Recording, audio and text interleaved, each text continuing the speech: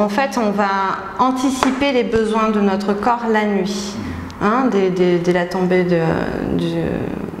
dès le coucher du soleil, on va anticiper nos besoins de la journée, c'est-à-dire c'est pour ça que c'est très important de bien s'hydrater, c'est la base de notre alimentation, et de fractionner si possible son alimentation pour pas trop brusquer son organisme pendant la nuit.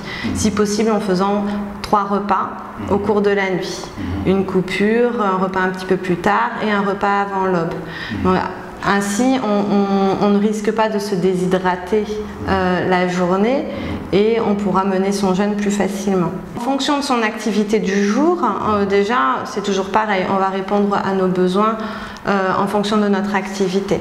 Si c'est une dame sédentaire, elle n'aura pas les mêmes besoins qu'un maçon par exemple.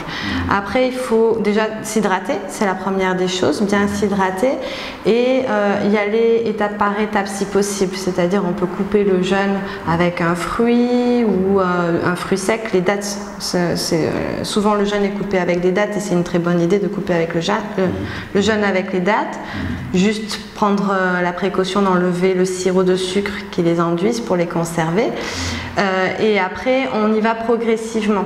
Si on attaque tout de suite un très gros repas, surtout lourd, gras, sucré, de suite on va malmener notre organisme qui est resté longtemps sans boire et sans manger. Et là, on peut créer justement des ballonnements, des désagréments. On va faire en sorte de s'alimenter avec des aliments digestes, puisque peu de temps après on va dormir et souvent pendant le ramadan on dort moins de temps, donc on va faire en sorte de manger des choses digestes et qui ne vont pas altérer le sommeil. C'est pour ça que le café, il faut faire attention qu'il ne soit pas trop fort surtout, ou sinon de plutôt opter pour une autre boisson le soir, pour être sûr d'avoir le sommeil le plus réparateur possible. En fonction de ses goûts, on va essayer de ne pas prendre... On fait attention toujours au même principe au niveau de l'équilibre alimentaire, que ce soit le temps de Ramadan ou pas. C'est-à-dire qu'on va faire attention à la quantité de sucre, de sel, de graisse. Ces règles restent tout le temps d'actualité. Donc de préférence, ça peut être un thé, ça peut être une tisane, ça peut être une boisson fraîche. On n'est pas obligé de partir sur une boisson chaude, mais on va éviter les sodas, on va éviter les jus très sucrés. Un jus en brique a pratiquement autant de sucre qu'un soda. Et là, ça n'a pas vraiment d'intérêt d'un point de vue nutritionnel. Ça risque de vous faire prendre du poids. Trop de sucre aussi peut altérer la qualité du sommeil, donc plutôt penser à une boisson sans sucre ou légèrement sucrée. Après on peut partir sur des boissons aromatisées, on peut les aromatiser avec un peu de citron, de gingembre, voilà. Il faut faire en fonction de ses goûts, ça peut être intéressant donc le fruit frais ou fruit sec. Le produit laitier apporte des protéines de bonne qualité et ça permet aussi si c'est du lait par exemple, de s'hydrater, participe à l'hydratation. On peut prendre... Si on a vraiment eu une journée assez importante, on peut prendre un petit féculent. Donc ça peut être un petit biscuit sec, un petit bout de pain avec quelque chose dedans. Mais il ne faut pas que ce soit un trop gros repas d'un coup pour pouvoir justement, on réhabitue son organisme petit à petit et 1 heure à 2 heures plus tard, là on fait un repas plus complet. Il va falloir que ce soit le repas le plus complet possible, c'est-à-dire qu'on va retrouver les principales familles d'aliments, des légumes. Si les légumes sont cuits, ils seront plus digestes que crus, mais il s'agit d'une tolérance personnelle. Des féculents. Si on a des féculents complets, ils sont encore plus intéressants puisqu'ils apportent des fibres, ce qui permet de rester à satiété plus longtemps. Donc ça peut être des légumineuses, comme ici on a les niébés qu'on retrouve souvent, on peut mettre des lentilles, des pois chiches, toute cette famille d'aliments est très intéressante. Ou cela peut être du riz, souvent consommé, ou des pâtes, du pain. Il faut faire en fonction de ses goûts et de ses envies. Mais il ne faut pas omettre cette famille d'aliments. Pas obligé d'en manger une plus grosse quantité que nécessaire, mais par contre elle doit être présente. Et une petite portion de protéines. Donc là, en essayant d'aller sur quelque chose de plus maigre. De la volaille sans la peau, puisque la peau de la volaille est très grasse. Ou du poisson, par exemple. Mais généralement, si la coupure du jeûne est un petit encas, 1 à 2 heures après, vous allez avoir vraiment faim. Donc si vous pouvez mettre le repas à ce moment-là, ça laissera un petit peu de temps avant d'aller se coucher pour digérer un petit peu et pas dormir sur la digestion. Le repas d'avant l'aube est essentiel puisque justement quand on fractionne l'alimentation, on apporte de l'énergie le plus possible en continu et on puise moins dans les réserves. Donc en fonction de ses goûts, on peut partir sur quelque chose de salé ou de sucré, mais il faut faire attention à la quantité de sucre et de sel, car trop de sucre ou trop de sel lors de la digestion va engendrer un appel d'eau qui va augmenter la soif.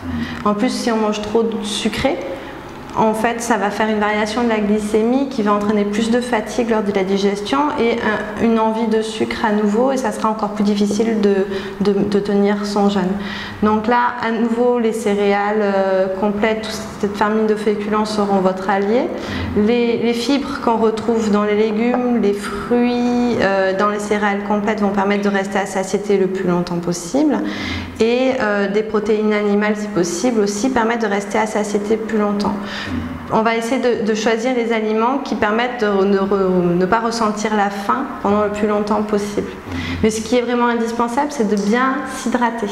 Dès le réveil et jusqu'au début du jeûne, il faut vraiment s'hydrater, et là par petites prises. Ne pas vouloir boire un litre d'eau d'une seule traite, mais plutôt fractionner en prenant un verre toutes les demi-heures par exemple, toutes les 20 minutes, pour essayer de boire au moins un litre d'eau avant le début du jeûne. S'hydrater, mieux vaut privilégier la qualité que la quantité déjà. Voilà, comme la faim, la journée, on ne peut pas répondre à sa faim, mais le soir, respectez bien la satiété. Ne pas manger jusqu'à ne plus en pouvoir. Ça va plus vous fatiguer, ça risque de vous faire prendre du poids, mais ça va plus vous fatiguer que ça va vous permettre de tenir.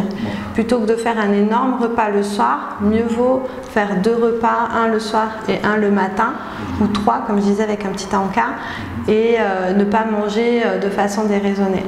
Attention aux jus qui sont très consommés pendant le ramadan, donc là c'est vraiment un piège, sans bannir aucun aliment, mais vraiment faire attention à la quantité. En boire les boissons sucrées n'ont pas vraiment d'intérêt, c'est vraiment de l'aliment plaisir comme on appelle, c'est pour se faire plaisir, donc en petite quantité de façon occasionnelle.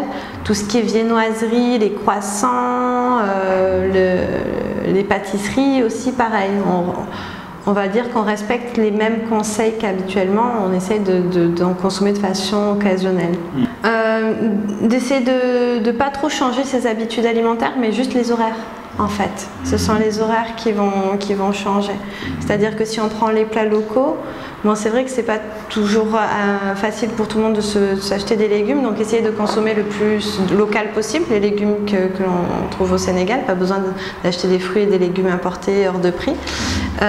Et après, le riz fait partie de la famille des féculents, le pain fait partie de la famille des féculents. C'est plutôt les jus et les viennoiseries qui sont souvent consommés pendant le ramadan pour la coupure avec un croissant par exemple, c'est assez déconseillé. Une fois de temps en temps, ça n'aura pas d'impact, mais si on fait tous les jours jus, croissant, à la fin du mois, là, ça peut avoir un impact.